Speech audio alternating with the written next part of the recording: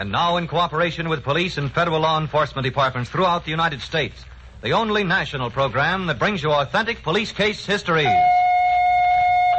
Gangbusters.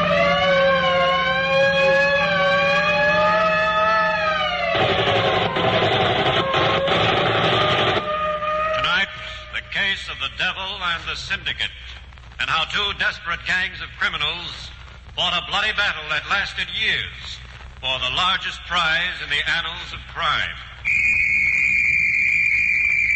Gangbusters has asked the Honorable Matthias H. Heck, prosecuting attorney, Dayton, Ohio, to narrate by proxy tonight's case.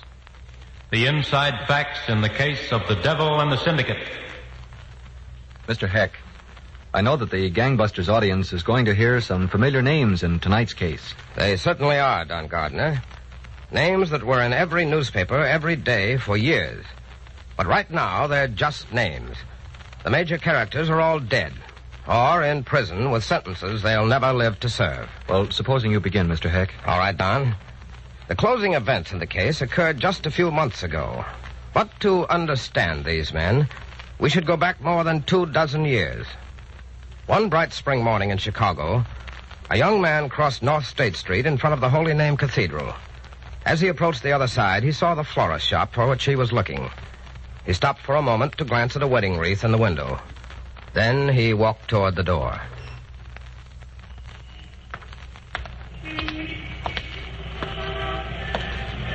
Well, here goes.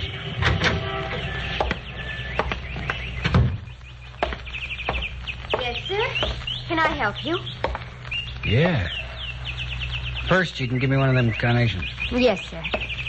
They're very pretty. One of these? No, one of the red ones. I like red. Yes, sir. Shall I pin it in your lapel? Yeah, why not? What do you do after you get through here? I go to night school to learn jiu-jitsu. No kidding. There you are. How much? 25 cents. Cheap enough. Catch. Thank you. Call again. Go on and back and tell your boss I want to see him. My boss? O'Banion. Tell him George is here. Do you have an appointment? Who needs an appointment? Who is it, Lillian? Well, Are you Mr. O'Banion? That depends who you are. The name is Moran.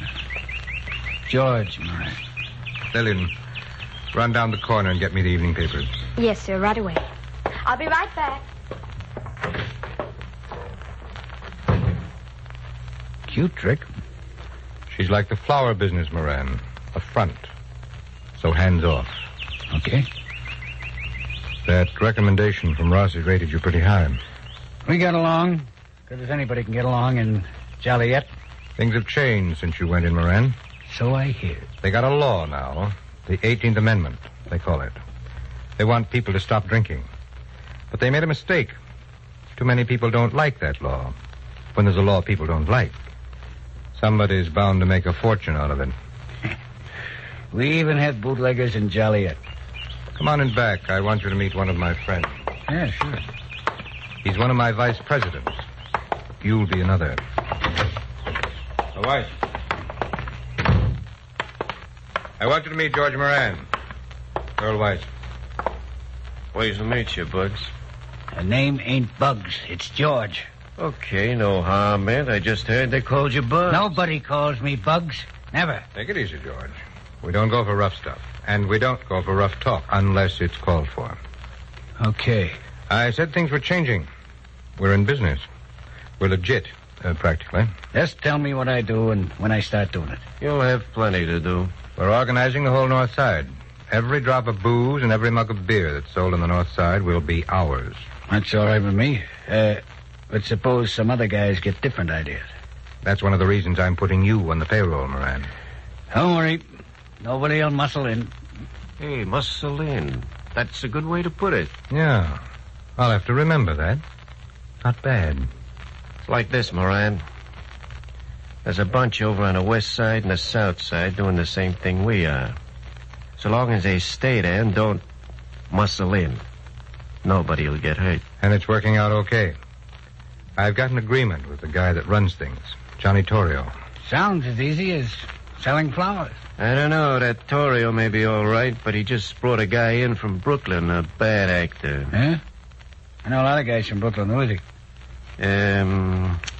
What's his name, boss? Al something or other. Yeah, that's it. Al Capone. So, Don, the Chicago gangs grew stronger as each of them strained to expand beyond the limits of the agreed territories. For 3 years, no gang leader would make the first move because he could foresee the violence that would follow. Then one day, Bugs Moran had an urgent summons from the operator of a speakeasy on the north side. He walked into the smoke-filled place and saw the operator sitting at the bar.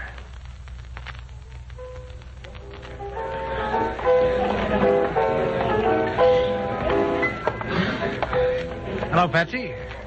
Oh, Moran. Sit down. Yeah.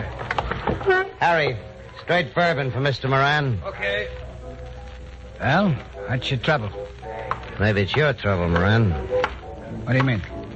Just put the bottle down, Harry, and go take care of them customers down there. All right. Don't talk in riddles, Patsy. Pour yourself a drink. Thanks. Luck. Good stuff, huh? Come on, Patsy. I didn't come over here to drink your booze. What's the trouble? You just drank it. Now, look. Take a squint at that bottle. Hey, where'd you get that stuff? I bought it. You'll get in trouble, Patsy, making buys from outside. They backed the truck up here, Moran. They unloaded 40 cases. They said take the stuff or take a dose of lead. I took the stuff. Ain't bad, is it?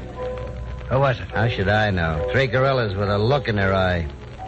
You pulling a fast one, Patsy? Me? I buy your rot gut and pay you good for peace and quiet. I pay you to keep guys like that off my neck. They'll be off your neck, Patsy. Don't worry about that. Okay. So long. And thanks for the drink. Don't mention it.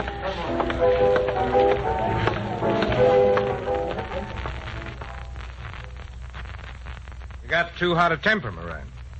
I said this is business. No rough stuff unless it's called for. Those monkeys won't understand nothing except rough stuff, O'Banion. First it's one joint, then it's another. Then they'll be all over the north side. It's a mistake. Johnny Torrio don't make mistakes. Where's Weiss, anyway? I told him the meeting was off. It's all settled. Settled? How? I put in a call for Johnny Torrio. He's going to get it straightened out and call me back. Yeah? Well, if you... Maybe that's him. Yeah, and maybe it ain't. Just do your job, Moran. I'll handle this. Hello? O'Banion? Yep. Who is it? Johnny Torrio asked me to call. This is Al Capone. Oh, yes, Al. You checked up on that deal? Yeah, and as far as we know, it wasn't our boys that made the sale. Oh? We don't like that kind of business either, O'Banion. We want to put a stop to it as much as you. Well, what are we waiting for? Johnny Torrio said get the details. He said work with O'Banion. It's a deal, Capone. Suppose I send a couple of boys around tonight to see you. Make it tomorrow, Capone, at the flower shop. Yeah, at the flower shop. They'll be there.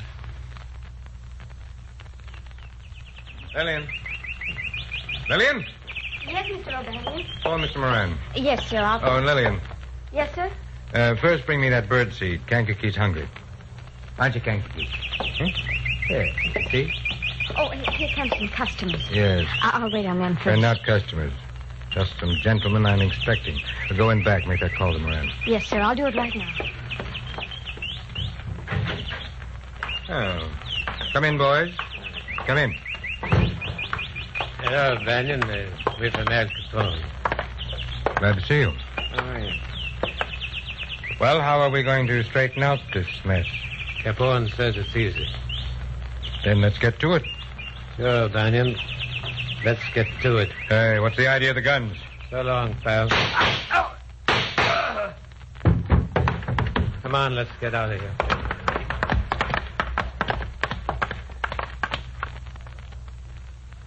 Thus, Don, the 2 leading gangs of Chicago's racketeers declared war on each other. A gang war that lasted many years. And bloodshed mounted with the months. Now back to Gangbusters. You've told us, Mr. Heck, how gang war flared up in Chicago after the Johnny Torrio Al Capone Syndicate sought to invade the North Side and murdered gang leader Diana Banyan. Yes, Don, and the story of the killing was the news sensation of the day. O'Banion's principal lieutenants, Earl Little Jaime Weiss and George Bugs Moran, were on hand at the funeral parlor where O'Banion's body was on exhibition in a $10,000 casket surrounded by tons of gaudy floral pieces. There they planned retaliation, not so much to avenge O'Banion as to salve their own peculiar pride.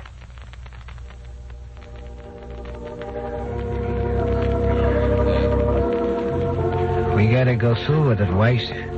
We gotta run Torrio and Capone into the ground. You're wrong, Moran. Nobody can make out if we spend our time killing each other. We're in it for dough. That's the way O'Banion wanted it. Yeah, and look where O'Banion is. You don't want to sit around and let Capone and Torrio give you the same kind of going over, do you? Maybe we could get the whole thing settled. Oh, settled. You talk like a maniac. There's only one way it's going to be settled. That's when we got the whole town. I don't know. I was just figuring... Quiet. Yes, only. Mr. Weiss, can I see you a minute? What's the matter, Lillian? Well, another floral piece just arrived, and I Well, thought... have them bring it in. But there isn't room for any more flowers. Besides, this is bigger than anything in here. It's huge. Who sent it? I don't know. I didn't open the card. Come on, Moran. Let's have a look. Yeah, sure. Where are these posies? Out in the anteroom. This way. They gotta be brought into line, Weiss. That's the only way. Let's see. Right in here. There it is. What for crying out loud? Who spent all that dough? It's pretty, huh? Oh, it's hideous. Where's the card? This must be it. How many men did it take to carry it in? 5? Well, who's it from, Moran? Here. Read it yourself. Sure. Rest in peace, Johnny Torrio and Al Capone. The dirty, rotten... You're right, Moran. They need a lesson. Put me at those wheels. No, don't. Yeah, let me... Don't get worked out. Who cares how much... Soon, Don, George Bugs Moran and Earl Little Jaime Weiss sought and got revenge on gangster Johnny Torrio. Thus, the notorious Al Capone came into command. The war between the two factions continued, with 1 or 2 gangsters losing their lives every week. Finally, Little Jaime Weiss got his, and Bugs Moran became undisputed head of the North Side mobsters. But the pyramid of gang murders didn't help, and both sides knew it. So it was arranged one day that Bugs Moran walk alone and unarmed down a long hotel corridor toward a room at the end. As he walked, he looked carefully at each closed door he passed. Then, on reaching the end of the corridor, he stopped and opened the door. Come in, Moran. Sit down. Make yourself at home. Thanks, Capone. Well, are you ready? Yeah, Capone. I'm ready. It's about time we figured we weren't doing ourselves good. What are your terms? We split up the city and county. You stay on your side, I stay on mine. Whose side begins where? We go back to the old territories, the ones set up by Johnny Torrio and Diana Banyan. It's a deal. And the deal covers everything. The booze, the beer, the dogs, the ladies. Everything, Capone. Okay. We'll shake on it.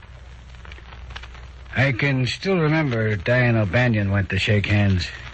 He got led. We shake, or there's no deal. I can take the deal or leave it, Capone. You're acting pretty dumb for a smart cookie, Moran. Guy can afford to be dumb if he's lucky. Well, that's the way you want it, Moran. Put it here, Al. That's more like it. We'll show them how to run a town. Got no doubt about us running the town, Al. Let's just keep from trying to run each other.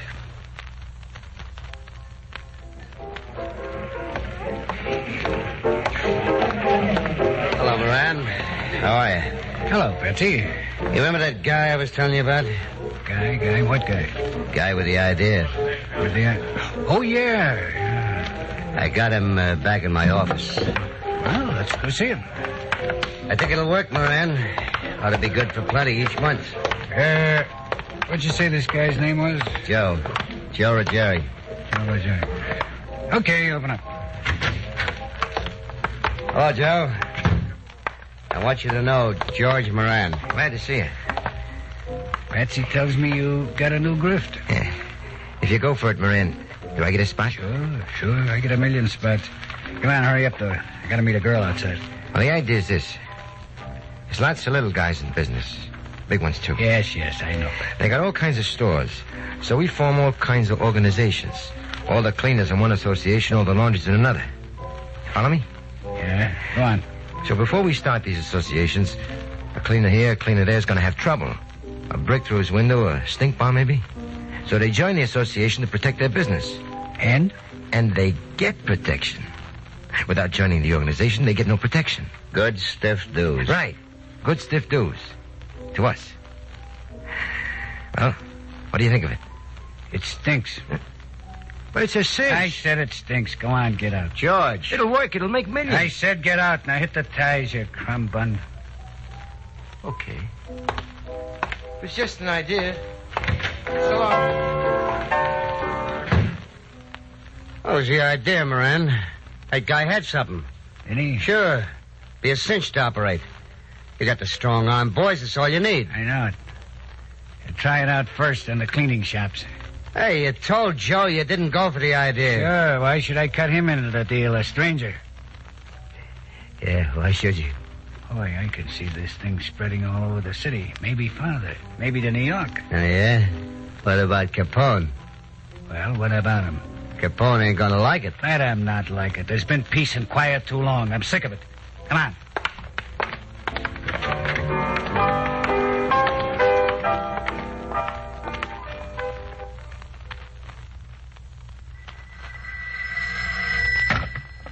Hello? Moran? Yeah? Al Capone. How's it going? No complaints, Al. Well, I got a complaint. Have you? Yeah. That protection racket of yours is a pretty good idea, Moran. Yeah. I like it. But it's covering too much ground. It'll cover more ground, Al. Nothing like it was included in the agreement. Well, that's the way you want it. It is. Okay, Moran. Be seeing you. That dawn was the beginning of another flare-up between Chicago's rival gangs. And the direct result was the most sensational and blood-curdling event to arise out of the long history of Chicago's mobsterism. You were telling us, Mr. Heck, that gang war between the Al Capone and Bugs Moran mobs broke out all over again. That's right, Don. There were many killings on both sides. With the feud at its height, Bugs Moran called a meeting of a dozen of his henchmen at the garage on North Clark Street he sometimes used as headquarters. By a little after 10 in the morning, 8 of his lieutenants had arrived. So what, Moran? So they're a little bit late. When I tell guys to be here, I mean it. Will you monkeys keep quiet? How can anybody think? Okay, boys, don't get excited. Now, just keep it quiet. They'll be along in a minute. What do you say we get some coffee? Coffee. Come on. You can relax. All right, Patsy. I guess I can stand some relaxing, too. Well, you knew what was going to happen. You knew Capone wouldn't sit still. Okay. I heard all about it and I want to hear. Get out the side door and cut through the alley. It's shorter. Anyways, all right. You guys stick here. I'll be right back. Are you going out to buy me a present, boss? Present? Yeah, I'll give you a present. But, boss, it's Valentine's Day. Oh, Valentine's Day, huh? I'll get busy here. You think it's the 4th of July. Come on, Patsy, let's go.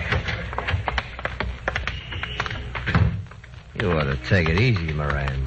You'll get Capone in the end. Just take me to that coffee. Sure. Maybe you could get the old agreement working again. I don't want to hear no more about it. Take a look around before we hit the sidewalk. Yeah.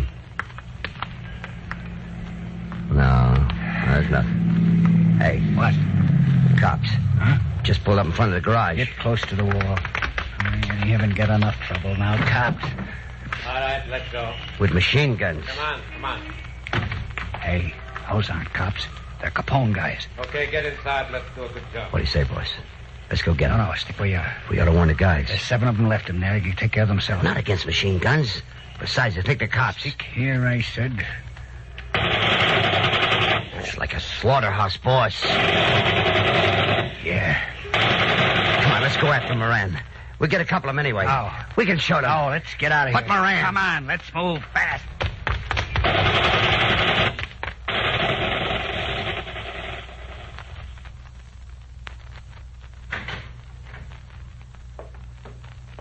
Yeah? What is it? He's outside, George. What's his name? Foster. Bill Foster. Bill Foster. All right. Bring him in. Yes, George. And Lillian, Yes? leave the blindfold on. Sure, George. All right. Come on in. Better help me through the door, miss. I'll help you. Right through here. Come in, Foster. You Moran? Go on out, honey. Leave us alone. Sure, George. I'll be right outside. Hey, how about let me take the blindfold off? Not on your life, brother. What paper you with, anyway? The American? Who was it, Moran? Who shot up the garage? Who killed those 7 guys? Only Capone's gang kills like that. And you lost a lot of talent. You gonna do anything about it? If I was, I wouldn't tell it to a newspaper. But you're not? I made up my mind to quit Chicago. Leave it all to Capone? I didn't say I was yellow, and don't you print it. Where you going? Just say I made up my mind to retire. I've been thinking about it a long time, and I just now made up my mind. But don't say I'm quitting because I'm scared of Capone. Because you're not, huh? Between you and me, Foster, I am. I know when I'm cooked. Capone's cooked, too, but he don't know it. It won't be me or anybody like me that gets him. But he'll be got. You remember that. So, Don, George Bugs Moran foresaw the end of gang rule in Chicago. And it was not many months after he fled Capone's vengeance that the notorious gang leader was arrested by United States Treasury agents under the great Elmer L. Irie and subsequently sentenced to a long term on Alcatraz. But what about Bugs Moran, Mr. Heck? Well, Don, Moran remained in retirement until just a few months ago. But the time came when he once more thought he could make a killing. This time for $1 million. Then you'll be back next week to give us another episode in the fantastic criminal life of George Bugs Moran? I certainly will, Don. Well, thank you, Prosecuting Attorney Matthias H. Heck of Dayton, Ohio. We'll all be looking forward to next week's case.